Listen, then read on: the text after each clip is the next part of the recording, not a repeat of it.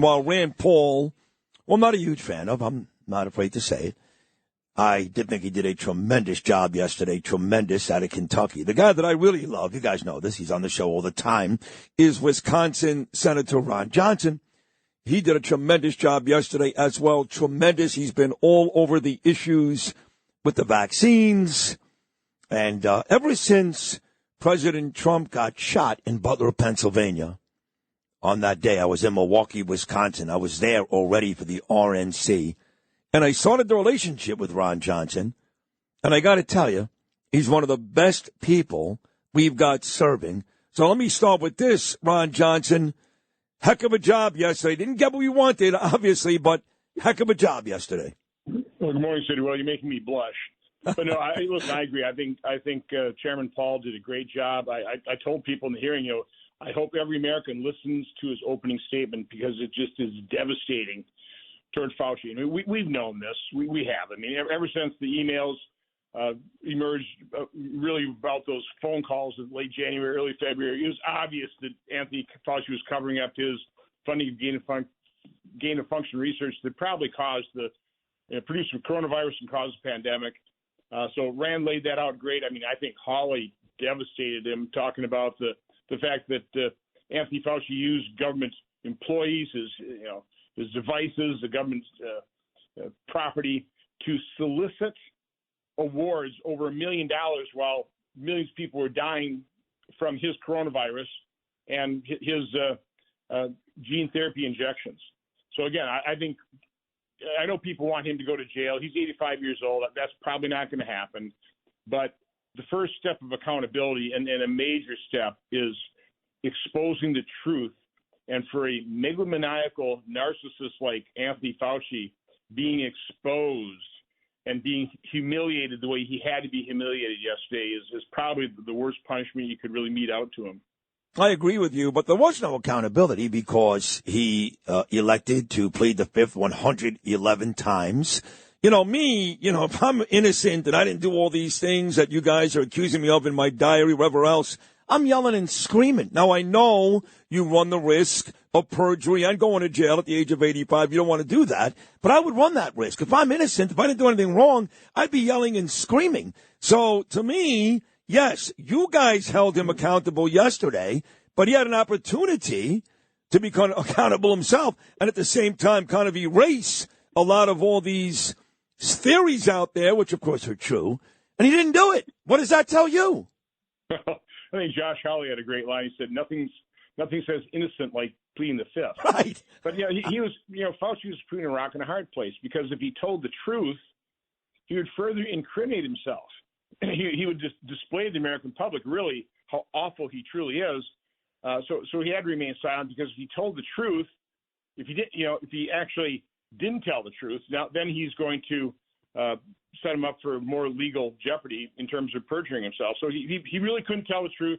He really could not tell the truth. Right. So he did what his lawyers told him, which was plead the fifth. And again, I thought we did, all of us, because we organized our efforts. We each had our each lane. We had different types of questions, so we weren't asking the same thing over and over again, which happens sometimes these hearings. So everybody picked up a different theme, whether it was the awards. Rand really centered on just the lies about his funding of the gain-of-function research. Rick Scott did David Morin's, one of his aides that destroyed records, and again just did a really good job of exposing all of it. And there's no defense. So he just laid out all the evidence, and anybody with an unbiased eye would walk away going, this is a really bad person. You did a great job, too, with the chart. You had the chart there with all the different medications, even Tylenol. That was yours. And I love what you did, too. And you're right. You guys all presented different cases. The thing with him was, not only did he provide the gain-of-function research, not only did he lie time and time again, kept talking about it, jump from an animal to a human. He knew that it was created in a lab. He knew that the whole time. So he lied about all that. But then when you look at what he did afterwards, Ron Johnson, again, he was so excited that Bill de Blasio, the worst mayor in the history of this country, till Mamdani came along, okay? But the worst mayor ever. He was so excited that de Blasio was paying attention to him and listening to him when he told him to create a whole generation of morons because he kept our kids home. He was so excited about that, right? And then the vaccines. So as if it wasn't bad enough that he lied about the COVID-19 origins. What he did afterwards, Ron Johnson, was every bit as bad. He was absolutely drunk with power, and he used that power to destroy people's lives, destroy the economy. You know, one of the most telling things is not getting much coverage. In his diary, he basically admits that it's probably going to be, no worse than double a bad flu season, which is bad. I mean, I'm not going to downplay that. I mean, if you're elderly, you had to be concerned about COVID. But then publicly, he was talking about case fatality rates 10 times worse than a bad flu season. So just like AIDS. Remember when he overhyped that? And I said that early in the pandemic. I got just, creamed by the media for, Fauci didn't overhype AIDS. Yes, he did. Remember, he said, you got to be careful about household transmission.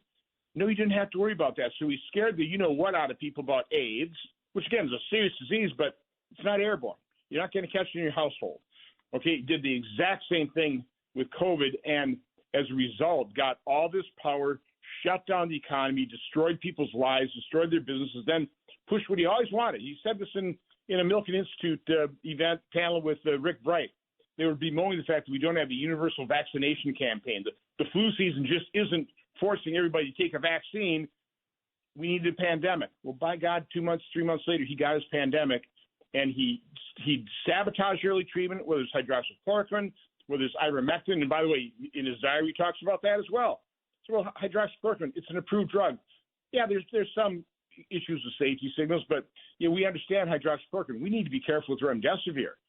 And then they push, 2 months later, he's pushing remdesivir, which nurses, by the way, called run, death is near. Aye, aye. Okay, there's so many things. I could have, and by the way, hopefully we will be questioning him for hours and hours. I've invited him. If he doesn't come, I'll subpoena him. And even if he comes in and takes the fifth, he'll sit there for hour after hour, and we will lay out the case. We will document it in transcribed interview, and we'll lay out all of this evidence. Not just in the 3-hour hearing, where it's not as well organized as a transcribed interview, and then we'll write a report, and then history will be able to judge Anthony Fauci. Ron Johnson, the amazing senator from Wisconsin, I took 2 booster shots. I had a choice. I'm sorry. I know people say, yes, you did. We all had choices. I lived in Manhattan. I worked in Manhattan. I couldn't go to a restaurant. I couldn't fly to Miami to go see my mother. I couldn't go to a ball game. So I really had no choice. I wanted to live. I don't want to sit at home every single day and cooped up. So I got it, and I got that stupid card like the Nazis handed out back in the 1930s, and it made me nauseous just going there to get it, holding the card. I hated every second of it, but I decided I wanted to live in Manhattan, not just stay inside my apartment all day long, okay? But I do respect the people that didn't. But now we come to find that the vaccines over the years have caused some very serious health problems. And you, Ron Johnson, you've been at the very forefront of that in Congress, talking about it for the last year. Where are we in that endeavor? Well, I held a hearing, the plausible mechanisms for these COVID injections to cause cancer. It's very unfortunate. It's continuing to be covered up. The Dr. Wafik Aldiri, director of oncology at Brown University, they're destroying his career just for publishing, the case studies of 300 where he shows a plausible mechanism. So again, we're still in a society-wide, a global state of denial on these things. But to provide people comfort, about 80% of adverse events occur with about 5% of the lots. So I personally think they were hot lots. I don't think there was good control over the manufacturing of this. I'm a manufacturer. You see something that out of control. So I think a lot of these shots that were given just didn't have all that much mRNA activated. Remember, you had to freeze these things down to 90 degrees below zero. Yep. Do you really think Walgreens and CVS were keeping them that cold before they injected? So, I mean, that's kind of maybe a blessing. They didn't control this very well, so you maybe didn't have as much mRNA in some of these injections, and maybe there's an over amount in some of them. So, again, that's kind of what I hope, because, listen, I know people who got the shot. I've got family members who got the shot. Again, you were coerced. If you weren't mandated, you were coerced into it or convinced by their lies. So I feel really bad. Fortunately, I talked to Michael Yeadon. There was no way I was going to get that experimental gene therapy. I tried to tell everybody I knew. I couldn't do it publicly because I'm not a doctor. I'm not a medical researcher, but that's why I was following theirs, unlike the people who were in charge of our safety surveillance system. We're starting to interview these people. It looks like they didn't even pay attention to it. No. What they saw, they just denied. Yeah. And their whole motivation here was not to create vaccine hesitancy. Bury these safety signals so that Biden could issue his mandate. They could get it approved. They could mandate it to the finest among us, our military, and then discharge the people who refuse to take it. So no, I mean, we have to have a COVID reckoning. We have to remember what they did to us. Yeah. So it never happens again. So well said, Ron. And you're right. They coerced people and they intimidated people and they fired people and made people miserable. So you are doing some really amazing work here. I have to say you're doing just amazing work. I want to ask you something on a personal level. President Trump came out a couple of days ago, and he was critical of Bobby Kennedy, talked about the actual schedule for vaccines moving forward. Do you agree with Trump? You care to comment about his Bobby Kennedy criticism? I just found that puzzling because, Bobby Kennedy has been the leader. I mean, he destroyed his career by, speaking out about the potential dangers of the childhood vaccine schedule. I know he's trying to do everything he can. The problem he's running into is he's being sabotaged by people within his own agency. And this is a blind spot of President Trump. He wants to believe the COVID injection saved tens of millions of lives. So, Bobby's really constrained there in terms of just getting him off the market. Remember, with the swine flu vaccine, we had about 30 deaths, about 400, 500 cases of Guillain-Barré syndrome. They pulled that vaccine after 3 months. Now we have over 39,000 deaths with COVID injections, 1.7 million adverse events. And by the way, now we have VAERS. We didn't have VAERS back then. VAERS only reports about 1% of adverse events. So it's an untold number of people who died from that injection, who were permanently disabled. And Trump just has this blind spot. And it's unfortunate from my standpoint, and it really constrains Bobby Kennedy. So I have nothing but admiration for Bobby Kennedy. He's slugging it out there. He's being hampered and sabotaged from within, from Big Pharma, but he's keeping his nose to the grindstone and doing what he can, trying to fund research with integrity to provide the information on the childhood vaccine schedules. I mean, read Aaron Siri's book, Vaccines. I did. I've had Aaron Siri on the show a couple of times. I mean, I watched a friend of mine sent me a clip of this couple on 60 Minutes on Sunday night. I never watched that show, but this person sent me the clip, and it was parents, their kid in a wheelchair. Okay, they must have gotten some money, I guess. I don't know. I'm sure they did. Damages millions of dollars, but they were still making the argument that there's still no real connection between the vaccines and autism. They were still saying that Sunday night on CBS.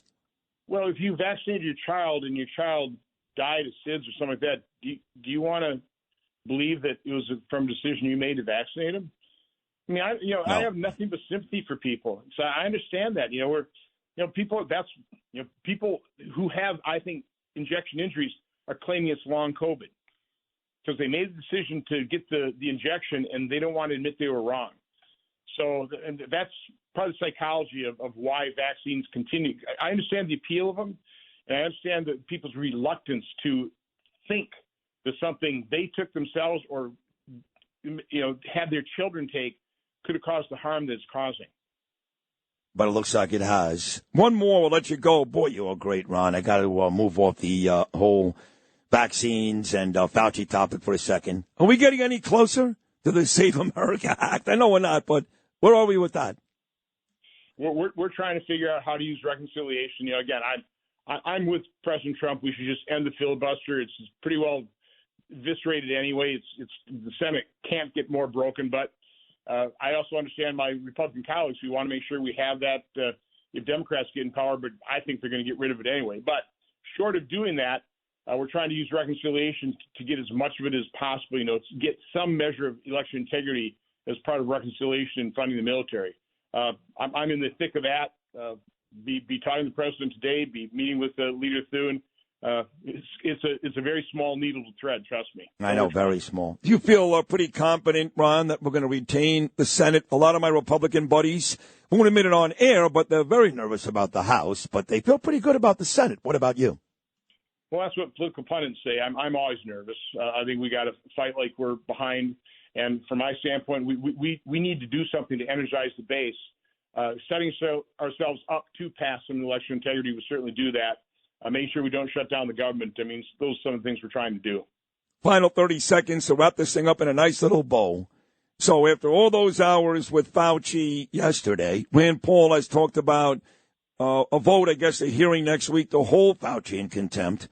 But all the lawyers and people I speak to say, look, he's 85 years old. You just said it, too. He's probably not going to jail.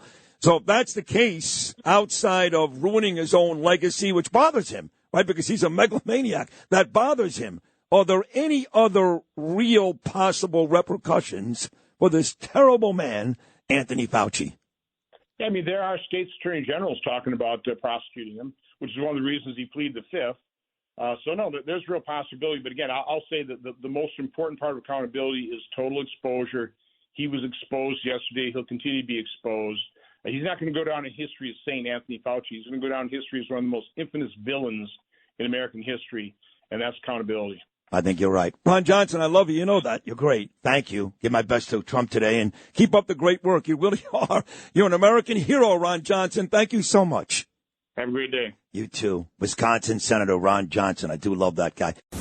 Thanks for listening to Sid and Friends in the Morning. You can hear Sid and Friends in the Morning weekday mornings at 6. If you like the podcast, share it with your friends and listen anytime at WABCRadio.com and download the WABC Radio app. Hit that subscribe button on all major podcast platforms. Plus, follow WABC on social on Instagram, TikTok, Facebook, and X. See you next time for a new episode so you never have to wonder. What the heck is going on here?